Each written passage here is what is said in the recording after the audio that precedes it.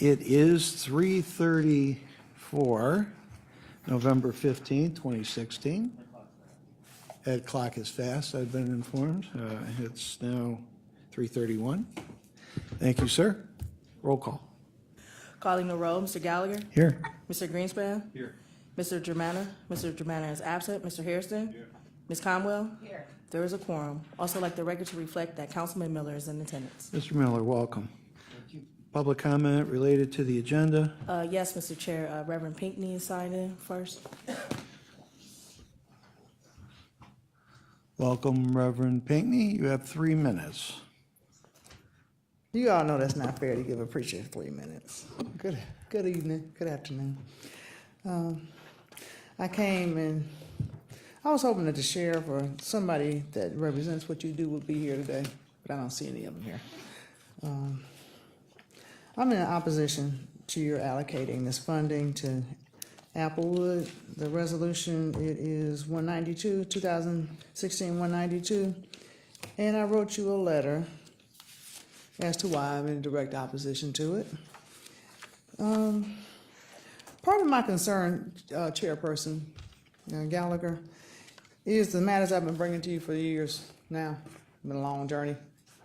Applewood has been aware of my situation too, because I remember them being a party to my matters, and I'm concerned because when I looked at their board of directors, I saw all just European people, and it looked like just all white, on an all-white board of directors. And I don't see anybody that represents Native Americans, African Americans, multiracial Americans. I don't see that on their board of directors. And there are families that have mixed cultures and mixed families in their, and they're affected by this. And today I brought documents to support my concern. And this right here, Chairman of this committee, Mr. Gallagher, you're the chairperson, right? Yes, ma'am. Okay. This right here is one police report that changed my life and my family. And I'm concerned when you start putting these children in these mental health facilities that they're still not being properly addressed. Their needs are still not being properly addressed. Because even though the label was taken off of me, even in the courts, the stigma still sticks with me everywhere I go. And these children have to live with that kind of thing. And it carries into their adult life, and it carries into their daily life. And the people who cause them some of these challenges, some people are, I was told by scientists that some people are born with some challenges, but some people are caused, the challenges are caused, and Applebee is the restaurant. But the place that you're planning to allocate this funding to, I don't think they're meeting the needs of the children. I know that because I know they didn't meet the needs of mine when mine were crossed through that path. And then that one police report turned into 30. Then that 30 turned into 50. Where does it stop? And you can't medicate them away, and you can't isolate them away, and you can't, they need more than that. And I don't believe this agency, I think they just pass papers, but I don't believe they get what they need. And I wrote you a letter. Thank you, ma'am. Anything further, Janine? No, Mr. Chair, no one else is signed in. Okay. In your packet, we have the minutes of September 20th. If they're in order, I'll accept the motion. Second. All in favor? Aye. Against? Thank you. Resolution 2016-192. Resolution number 2016-0192, authorizing a contract with Applewood Centers in the amount not to exceed $641,000 for the Placement Planning Day Report Program for the period 7/1/2016 through 6/30/2017. Ms. Lippman, we have to thank you for your continued patience with this committee and this item that's been before us for some time, twice. And we have to recognize you and your cooperation. We appreciate that. It's normally us on this side that are questioning why it's been late, but I think we had at least a couple good reasons, one certainly being the Indians playing Game 7. Absolutely. That was just, we were really not in favor of making the trip down here and trying to find parking on, I think it was Indians and Cavs today. Yeah. game day. And I'm very superstitious. I think we should have had the meeting, we would have won. So in a roundabout way, it's all your fault we lost the series, so. So I have to. But at least we got there, right? Yes, we did. Yes, we did. And we made Cleveland proud. Yes. We Could you definitely made Cleveland proud. tell us about this item? Sure. So you have before you, this is the Applewood Day Report program that we have been running this program for a number of years, maybe 5 years.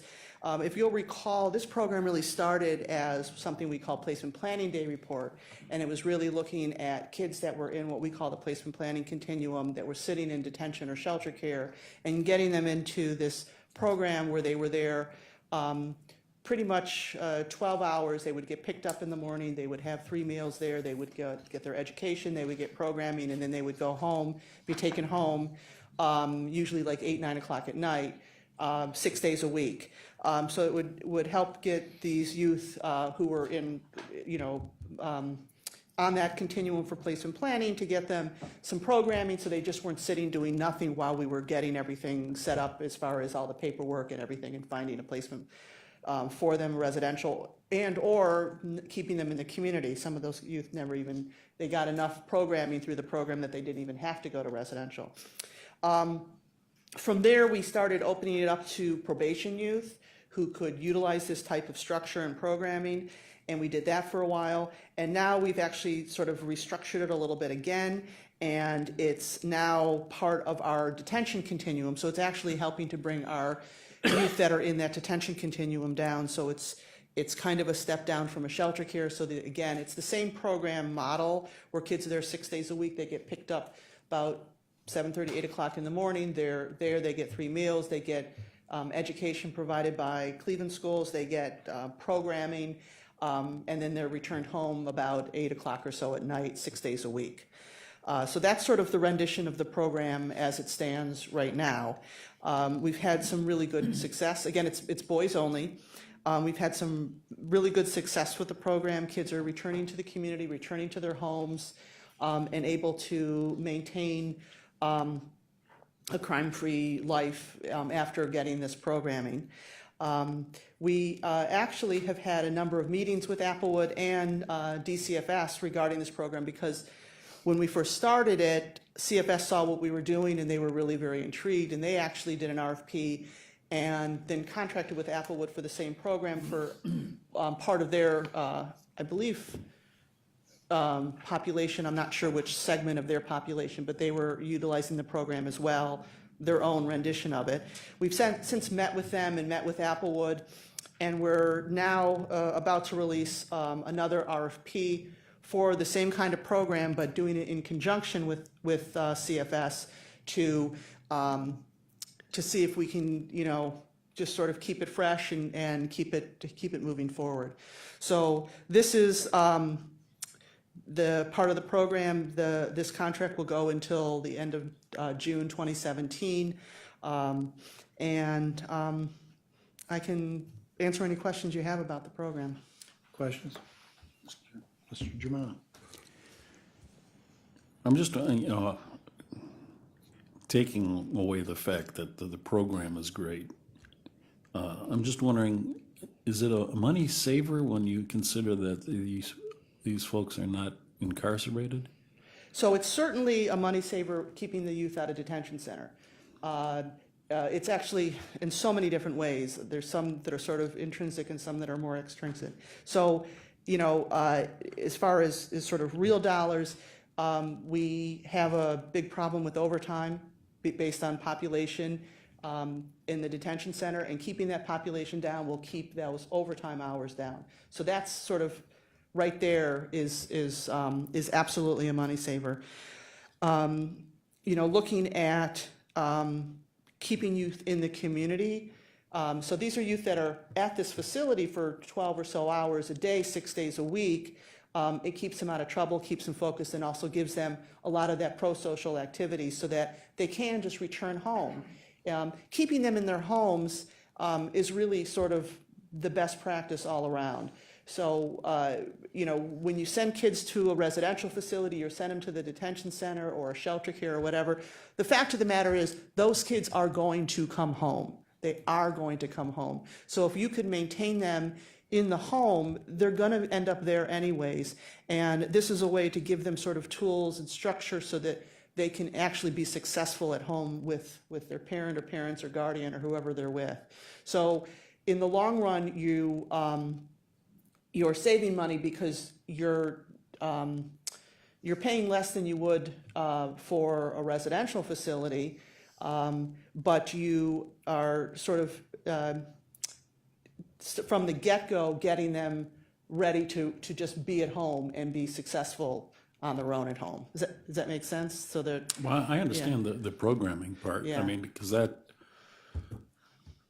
the biggest benefit of this program. Right. But I was just wondering, in a dollar and cents, it's a good program and we're saving money instead of having them in our detention center. yeah, yes. I mean, right now I didn't look at our population today, but we've been up as many as I think last time I looked was last week. It was about a 150, and our overtime's going to go up based on those numbers. You got to have so many staff there to watch by the number of kids that are there for safety and security reasons, and it's that's sort of one of the biggest pulls on our budget is that overtime number. So it's absolutely it's best practice and better for the youth, but also it is a money saver when you look at those overtime I'm numbers. sold. Okay. Through the chair to Ms. Littman, how long has this programming been going on? I was just looking to see when we started it.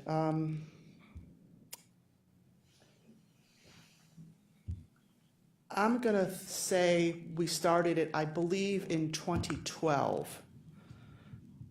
Sort of in the middle of the year is when we had our first youth come in.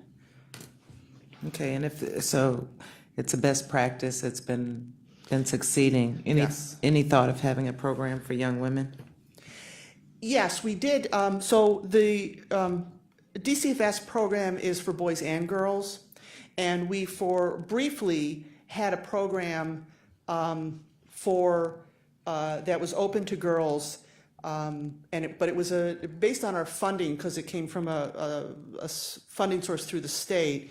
We only could include felony level offenders in this, and it was going to be for just a few girls, and it was sort of for our felony level, really tough case girls, and it was going to give them sort of this trauma-informed cognitive behavioral therapy model, which is a best practice. And it, for some reason, just wasn't hitting the mark. And so we weren't getting good results, and we sort of said, you know what, this isn't working. So part of what we're doing in this request for proposal process that we're doing with Department of Children and Family Services for a program that's going to start next July is really look at what can we do with girls that would then really be more helpful to them. And I think if we took off that requirement that they were felony level, we would then have a bigger population to pull from, and we could fine-tune better the programming that would really help these girls and be more successful. So, like I said, CFS is looking for a program for both boys and girls, and so it would not be a stretch for us in that RFP process. I think we just finished our scope of services, and we sent it through on MyPro to get released. So we're looking for a release as soon as possible because we are looking for a July 1st start. And what's a breakdown of what is covered with these funds? So these funds are it's a per diem rate, and it's sort of soup to nuts. Is you looking at the programming it's covering, or Yeah. so it covers everything from the transportation, Okay. which is picking the kids up at their home and dropping them off at their home. It covers I believe they might get 4 meals, including 3 and a snack, and then the education is provided by the school district. And then it covers their programming that they get while they're there. So some of it is recreational program that they get, and then they also get some therapeutic programming. Okay, and one last question. I know you've probably answered this before, where you say the project is fully funded 99% by the Title IV and the 1% by the reclaim. Right. Are we upfronting that cost? or? Everything is a per diem, so we only pay for the youth that are actually at the program. So, for example, if a youth just doesn't get on the van one day, then we don't have to pay for that youth to go to the program. Okay, but are we So- paying out of our general fund and then being reimbursed? No, no. So it's, so in the past, the program was funded entirely out of the reclaim funds, which is the grant funds. This year, our reclaim funds were drastically reduced. So we are covering this in, which is why it's 99 and 1%. We're covering it in 4E. The 1%, which I think is maybe $1,000, is kind of a placeholder. So if for some reason our reclaim funds were to increase or the state would give us more money, we wouldn't have to go through this whole process. It's kind of an administrative little trick. We wouldn't have to go through a whole process. We could just sort of adjust it and then increase the dollars on the contract because we already have the index code and everything set up for it. That's always a long shot, that we'll have the grant funds. But the court is very dedicated to this program, which is why we want to use our Title IV-E funds to keep it moving forward. Anything further? Mr. Miller? What's the age range of the people participating in the Applewood program? So we have kids that are between 12 and 17. But that being said, kids between 15 and 17 are 30, 60, like 80% of the kids are 15, 16, or 17 years old. But we have, like I said, had some 12 and 13 and 14-year-olds there. And where do the kids stay overnight? They go home. They actually go back home. And so they're, like I said, they're dropped off. It's a van that takes them and drops them off at home 8, 9 o'clock at night, turns around, comes, picks them up 12 hours later. So it helps keep them out of trouble and keep them focused. And actually a lot of kids actually really enjoy the program and want to participate. And how long do you typically stay in the program? Let's see if I have the length of stay here. I don't have it on this chart. The length of stay is usually maybe 6 weeks or so. I mean, I know some kids maybe stay a little bit longer and some kids may stay shorter. Because we're now pulling from the detention continuum, a lot of it depends on what's going on in their, as their cases are going through sort of that system, so that if they get to, let's say, adjudication and disposition and they go on probation, then they would be released from the program. If their case gets continued or whatever, they might just stay in the program a little bit longer. But I can certainly get that data for you. Anything further? Just one last question. How many locations are Applewood? Is it It's just the one? it's just the one location, and we have, I believe, 10 slots. We can go up to, I think, 17 slots, but I think we usually have about 10 kids there at any given time. Okay, anything else? Timeline, you need this to move forward. Oh, like Like, two meetings like- ago.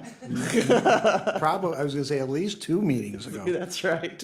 Well, I'll tell you, if everybody's comfortable with moving forward, I'll accept the motion for Resolution 2016-0192 for second reading under suspension at the next council meeting, not Second. this evening. Second. And second, all in favor? Aye. Against? Thank you again. Thank you. It's great seeing you. Always a Looking pleasure. forward to the next safety meeting. Well, as long as you don't cancel on me. We have a great reputation of moving forward. So. I only cried a little bit.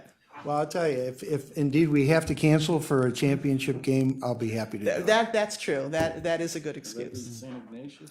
Might be St. Ignatius, could be, I know it won't be Solon. It could be St. Ed's, but I don't hold up much hope this year. But you never know.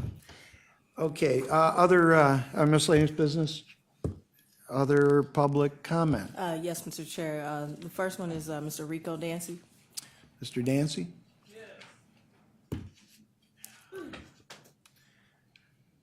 Welcome, sir. You have 3 minutes. Yes. Public jails. Is that it?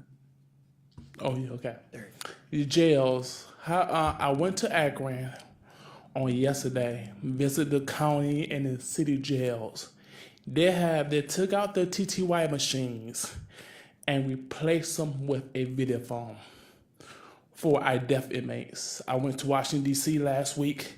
They done the same thing. They have a deaf unit in the D.C. area. About 5 states have took the TTY machines out and replaced them with 3 companies. One called Purple Videophone, the other one called Sorensen, and the third one called Z. And they took the TTY service out of the jail and replaced them with the videophone. Let me see. I want to see can we, if it's possible, can the county see about getting something like that for our deaf inmates? Thank you.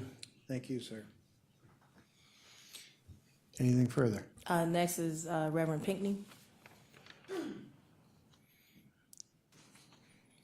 Welcome, Reverend. You have 3 minutes.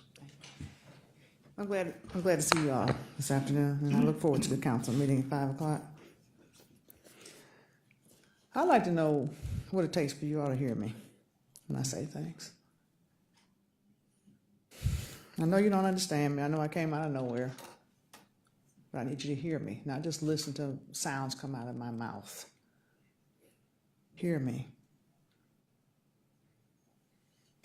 I don't come to you as a victim of defeat, because I'm more than a conqueror through Jesus Christ, my Lord and my Savior. I'm an overcomer. And I'm asking you to hear me when I come to this microphone. And stop passing money to people that are oppressing people and hurting people. Don't laugh me off. Hear me. I didn't even come for this. I was coming for something else for the non-agenda items, but you disappointed me again. And Dan Brady sits there like hare at a pilot and smugly sneers at me when I come here. If Applewood, DCFS, and all these other agencies worked, I wouldn't be living in the conditions under which I live right now. Running from a bully is not an option. And teaching my children to run from bullies is not an option. My injustices that I've been reporting are used against me because of the color of my skin and because I'm a woman and because I'm a Christian. It's not fair. I was forced to sign a reunification plan through the Department of Children and Family Services knowing they were never going to reunify me with my children. And if Applewood, DCFS, and all these other agencies worked, why are there children on public square during school hours? Where are their parents? Why now we're talking about a man who just got put in office who disrespects women, dotes about grabbing women in our private area, who's our leader for our country, while our children go through a so-called program and they're either drugged or incarcerated. Something's wrong with this picture. And they're predominantly people of my color, darker than me, or someone of another color that's not blonde or blue-eyed. And I have a challenge with that, as I should. Why do I have 50 police reports that I filed? And when I called 911 2 weeks ago, the police didn't even come. They laughed me off. Why? I'm asking you to stop just giving money. I matter. So do the people in my congregation and the people that I care about, and so do you. Thank you, ma'am. Appreciate it. Anything further, Janine? No, Mr. Chair, no one else has signed in. We're adjourned. With 3 minutes to spare.